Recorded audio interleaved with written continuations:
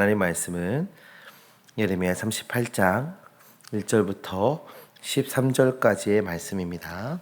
한 절씩 교도하여 읽도록 하겠습니다. mat단의 아들 스바랴와 바스훌의 아들 그다랴와 셀레미야의 아들 유갈과 말기야의 아들 바스훌이 예레미야가 모든 백성에게 이르는 말을 들은즉 이르기를 여호와께서 이같이 말씀하시되 이 성에 머무는 자는 칼과 항복하는 자는 살리니 그는 노량물을 얻음같이 자기의 목숨을 건지리라. 여호와께서 이와 같이 말씀하시니라. 이 성이 반드시 바벨론의 왕의 군대의 손에 넘어가리니 그가 차지하리라 하셨다 하는지라. 이에 그 고관들이 왕께 아뢰되 이 사람이 백성의 평안을 구하지 아니하고 재난을 구하니 청하건대 이 사람을 죽이소서. 그가 이같이 말하여 이 성에 남은 군사의 손과 모든 백성의 손을 약하게 하나이다. 시드기야 왕이 이르되 보라 그가 너희 손 안에 있느니라. 왕은 조금도 너희를 거스를 수 없느니라 하는지라. 그들이 예레미야를 끌어다가 감옥들에 있는 왕의 아들 말기야의 구덩이에 던져 넣을 때 예레미야를 줄로 달아내렸는데 그 구덩이에는 물이 없고 진창뿐이므로 예레미야가 진창 속에 빠졌더라. 왕국 내시 구스인 에벤멜렉이 그들이 예레미야를 구덩이에 던져 넣었음을 들으니라. 그때 왕이 베냐민 문에 앉았더니 에벤멜렉이 왕궁에서 나와 왕하되 내 주 왕이여 저 사람들이 선지자 예레미야에게 행한 모든 일은 악하니이다. 성 중에 떡이 떨어졌거늘 그들이 그를 구덩이에 던져 넣었으니 그가 거기서 굶어 죽으리이다 하니 왕이 구스 사람 에벤멜렉에게 명령하여 이르되 너는 여기서 30명을 데리고 가서 선지자 예레미야가 죽기 전에 그를 구덩이에서 끌어내라. 에벤멜렉이 사람들을 데리고 왕궁 곳간 및 방에 들어가서 거기에서 헝겊과 낡은 옷을 가져다가 그것을 구덩이에 있는 예레미야에게 밧줄로 내리니 에벤멜렉이 예레미야에게 이르되 당신은 이 헝겊과 낡은 옷을 당신의 겨드랑이에 대고 줄로 그 아래에 대시오. 예레미야가 그대로 하되 같이 읽습니다. 그들이 줄로 예레미야를 구덩이에서 끌어낸지라. 예레미야가 시대 뜰에 머무니라. 아멘. 성도님들, 우리는 지금 상당히 오랜 시간 동안 예레미야서를 함께 보고 있습니다. 이 예레미야서를 보시면서 어떤 생각이 드셨습니까? 너무 귀한 이 하나님의 말씀을 보면서 이런 생각을 해도 될지 모르겠지만 저는 좀 힘듭니다. 왜 힘드냐면 했던 말 또 하고 했던 말 또 하고 했던 말 또 하고 아마 앞으로도 계속 했던 말 또 하는 상황들이 벌어질 것 같은데 계속 반복되는 이것들이 보는 것도 힘들고 듣는 것도 힘들고 또 저처럼 설교를 작성해서 설교하기도 굉장히 힘든 성경이 이 예레미야인 것 같아요. 오늘 우리가 읽은 이 본문의 말씀도 했던 말 또 하면서 시작되고 있는데요. 38장을 보시면 이렇게 시작됩니다. mat단의 아들 스바랴와 바스훌의 아들 그다랴와 셀레미야의 아들 유갈과 말기야의 아들 바스홀이라고 하면서 이 사람들이 예레미야에 대해서 고발하는 장면으로 시작이 되고 있습니다. 이렇게 이름이 누구의 아들 누구, 누구의 아들 누구 이런 식으로 이야기한다라는 것은 지금 이 고발하고 있는 사람이 그 당시에 굉장히 유력한 사람, 정치 지도자급의 사람들이라는 것을 우리가 유추해 볼 수가 있어요. 이 사람들이, 이 지도자급에 있는 사람들이 지금 예레미야를 고발하고 있습니다. 왕 앞에 나와서 고발하고 있어요. 지금 예루살렘은 바벨론에게 포위가 된 아주 긴박한 상황입니다. 예레미야에 있는 이 정치 지도자들은 바벨론과 결사항쟁을 하기 위해서 마음을 모으고 있는 상황인데, 그런데 예레미야가 뭐라고 말하나요? 2절 3절의 말씀인데요. 여호와께서 이와 같이 말씀하시되 이 성에 머무는 자는 칼과 기근과 전염병에 죽으리라. 그러니까 지금 이 성에 머물고 결사항쟁을 하는 사람들은 죽게 될 것이래요. 그러나 갈대인에게, 그러니까 바벨론 사람들에게 항복하는 자는 살리니 그는 노량물을 얻음같이 자기의 목숨을 건지리라. 그러니까 항복한 자는 살 것이다. 계속 예레미야가 이전에도 계속 했던 말들이에요.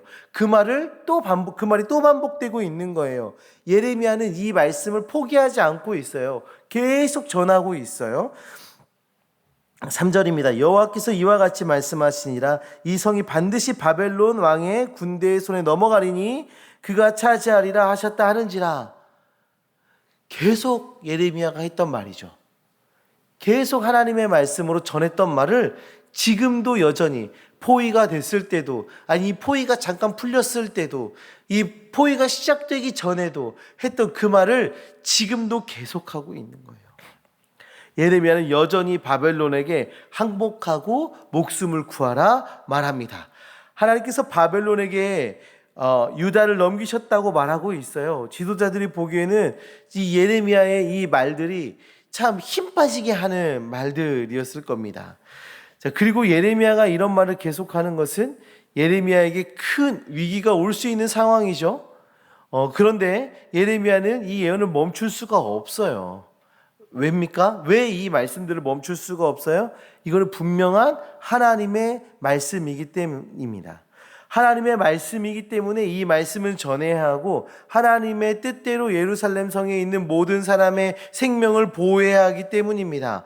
예레미야는 정치 지도자들과 예루살렘 성에 있는 사람들이 원하는 평안할 것입니다. 전쟁에서 승리할 것입니다. 우리는 안전합니다. 이렇게 말하는 것이 아니라 비록 그들이 듣기 싫은 말일지라도 하나님의 말씀을 끝까지 전해야 했던 거예요.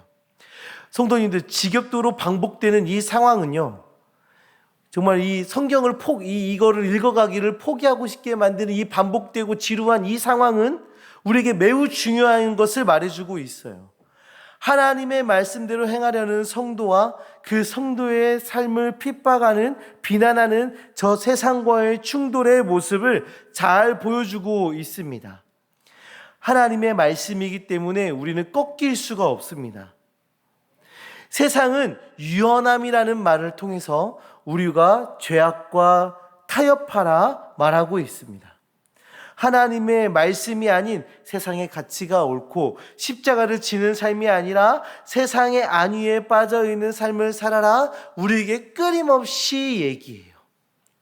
마치 지금 이 정치 지도자들이 그 예레미야의 그 예언, 그 하나님의 말씀 전하는 것에 대해서 핍박하고 비난하는 것처럼 지금도 세상은요, 우리에게 끊임없이 얘기합니다. 아니, 유연해야지. 유연하게 살아야지. 세상이 다 그렇게 사는데 타협하며 살아야지. 어떻게 그렇게 외굴수로 살아갈 수 있어? 말하며 우리에게 계속적으로 유혹하는 거죠. 성도님들, 하나님의 백성은 끝까지 하나님을 붙들고 살아야 합니다. 하나님의 말씀에 의지하고 순종하는 삶을 살아야 합니다. 하나님께서 우리에게 주신 그 사명을 위해 끝까지 살아내야 하는 것입니다. 하나님의 말씀으로 하나님의 영광을 드러내며 살아가는 주님의 자녀들 되시기를 간절히 소망합니다. 사명을 다해 하나님의 말씀을 전하는 그 예레미야에 대한 시드기야 왕의 반응이 참 황당합니다. 이 예레미야에 대한 시드기야 왕의 반응 5절인데요. 시드기야 왕이 이르되 보라 그가 너희 손 안에 있느니라. 왕은 조금도 너희를 거스를 수 없느니라 하는지라. 무엇이 옳고 그르고를 판단해야 합니다. 왕은 그래야 돼요. 지금 시드기야 왕이 어디 있습니까? 시드기야 왕이 지금 몇 절이죠?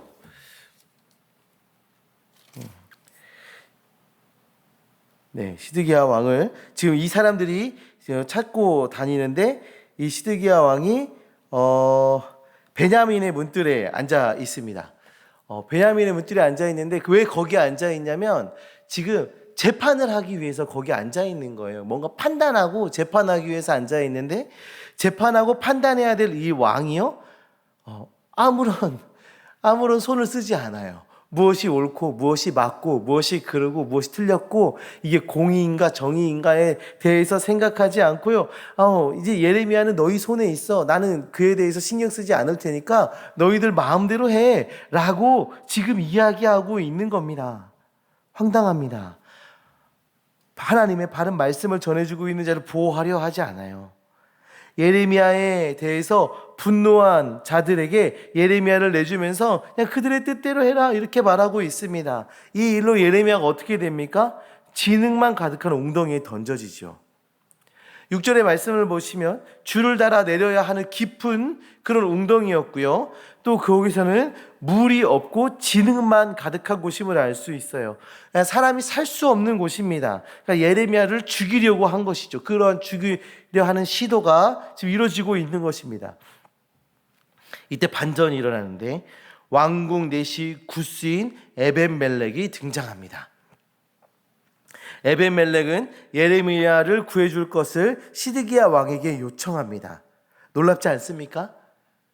그 유대인들의 이스라엘 사람들의 선지자 예레미야를 구하기 위해서 이방인 구스인이 나서고 있는 거예요.